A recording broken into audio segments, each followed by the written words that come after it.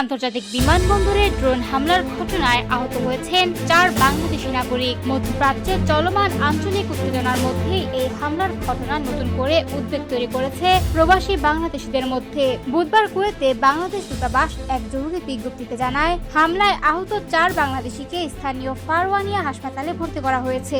দূতাবাস তাদের চিকিৎসা এবং সার্বিক পরিস্থিতি নিবিড়ভাবে পর্যবেক্ষণ করছে, তবে নিরাপত্তাজনিত কারণে আহতদের পরিচয় প্রকাশ করা হয়নি। দূতাবাসের তথ্যমতে সাম্প্রতিক সময়ে কুয়েতের আকাশসীমায় একাধিকবার ড্রোন ও মিসাইল হামলার ঘটনাও ঘটেছে। সর্বশেষ এই হামলায় শুধু বাংলাদেশিরাই নন, আরো কয়েকটি দেশের নাগরিক আহত হয়েছেন। এছাড়া একজনের মৃত্যুর খবরও পাওয়া গেছে। এদিকে পরিস্থিতির গুরুত্ব বিবেচনায় কুয়েতে বসবাসরত প্রবাসীদের জন্য বিশেষ সতর্কতা জারি করেছে বাংলাদেশ দূতাবাস। কুয়েত সরকারের নির্দেশনা অনুযায়ী রকেট বা ড্রোন হামলার ছবি তোলা, ভিডিও ধারণ করা কিংবা সেগুলো সামাজিক যোগাযোগ মাধ্যমে প্রকাশ করা দেশটির আইনে শাস্তিযোগ্য অপরাধ। তাই সকল প্রবাসীকে আইন মেনে চলার এবং এ ধরনের কোনো ছবি বা ভিডিও অনলাইনে শেয়ার না করার আহ্বান জানানো হয়েছে। অন্যদিকে হামলায় হতাহতদের চিকিৎসার কারণে কুয়েতের কেন্দ্রীয় ব্লাড ব্যাংকে রক্তের চাহিদা বেড়ে গেছে বলে জানা গেছে।